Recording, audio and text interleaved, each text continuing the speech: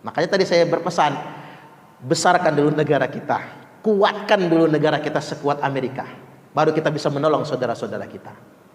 Makanya kita sebagai warga bangsa Indonesia tidak boleh diadu domba. Kita harus saling menguatkan satu sama lainnya. Apalagi momen-momen politik kayak gini ya Bu ya, jangan mau diadu domba. Buat happy-happy saja. Tapi saya bersyukur. Maaf, ini saya mengapresiasi. Alhamdulillah untuk suasana politik tahun ini adem kayaknya ya Bu ya. Adem nih kayaknya ya. Ini kan pemilu tinggal 100 hari lagi loh. Iya kan? Tapi kok adem-adem aja ya? Adem-adem saja, saya setuju ini. Ternyata suasana sudah mulai mencair. Adem-adem saja. Pokoknya biarkan tuh.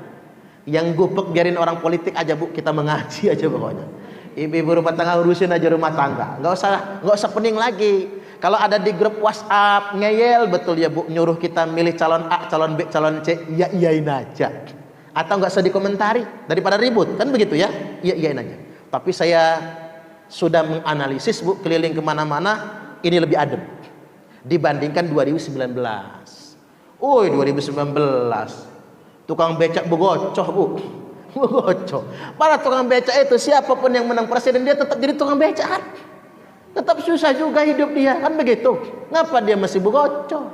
Suami istri sempat sampai pisah kamar gara-gara beda pilih presiden 2019 itu kan. Kalau sekarang kayaknya anteng kita. Silahkan. Saya selalu mengajari siapapun yang terpilih sudah takdir Allah. Betul nggak kira-kira? Ya, kita tinggal akur, saling membangun satu sama lain. Yang namanya rezeki tidak kemana Bu. Rezeki nggak kemana, betul nggak kira-kira? Iya kan gitu. Jangan pernah beranggapan kalau presiden A menang saya bangkrut, kalau presiden B menang saya untung. Enggak. Rezeki dari Allah Subhanahu wa taala. Bahkan saya sekarang ini sedang terus mensosialisasikan agar bangsa Indonesia ini jangan bermental miskin. Mengapa? Kita ini tidak boleh bermental miskin. Setuju nggak kira-kira? Harus banyak syukur kita ini. Apalagi ibu-ibu nih. Caknya ibu-ibu nih yang kumpul ngaji nih orang yang kaya semua kayaknya ibu ya. Ya kaya semua ini kan. Jangan mau Bu dibilang miskin Bu. Jangan mau. Ciri orang kaya itu kalau kata Nabi kita, ciri orang kaya itu satu. Hari ini cukup makan. Untuk besok cukup makan. Untuk besoknya lagi masih ada persediaan makan. Kaya itu. Ibu-ibu hari ini masih cukup beras. Besok masih ada beras. Untuk besoknya lagi ada. Habis. Alah kan dikit persediaan beras. Ini tanggal muda Bu. Tanggal muda ini lah cukup. Untuk sebulan masih cukup. Jadi 3 hari saja kita sudah cukup makan, terjamin makan, sudah kaya itu. Sudah kaya. Makanya tidak boleh orang sekarang ngaku miskin. Tidak boleh. Harus ngaku kaya. Kalau zaman dulu orang mati kelaparan.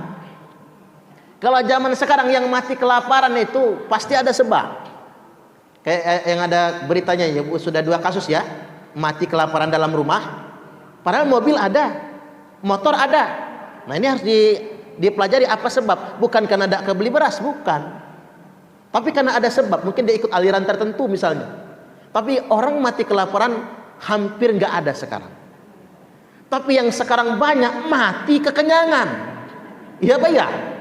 Oh jajal Bu, makan bakso 5 mangkok, serangan jantung. Jangan macam-macam. Ini Peri pernah Bu, makan bakso kebanyakan. Langsung serangan Bu. Jatuh, masuk rumah sakit. Kebanyakan makan bakso. Karena dia sudah punya kelemahan tertentu di organ tubuhnya. Tidak boleh makan daging kebanyakan. Orang sekarang mati bukan karena kelaparan, kekenyangan. Kena diabetes mati, kebanyakan makan gula. Kan begitu, kebanyakan lemak kan gitu. Jadi mati zaman sekarang bukan karena kurang makan, tapi kebanyakan makan lemak. Lemak katuk itu Bu, lemak nian. Kebanyakan makan lemak orang sekarang ini. Nah, ini kita harus betul-betul menganalisis. Orang zaman dulu, di zaman Khalifah Umar bin Abdul Aziz, Raja Bani Umayyah. Di zaman beliau, sampai-sampai masyarakat muslim tidak ada lagi yang mau menerima zakat. Begitu dibagi zakat, nolak. Maaf, saya nolak zakat. Karena saya sudah kaya. Nggak ada yang mau menerima zakat. Terpaksa zakat ditumpuk di Baitul Mal. Disimpan.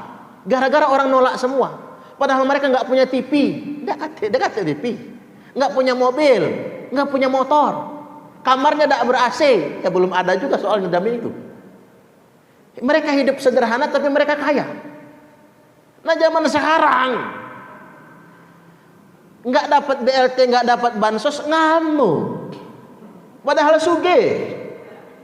Kan saya juga dilema, HP Android, kemana-mana selfie, dibilang melarat marah, nggak dapat bansos, ngamuk. Ini orang sekarang.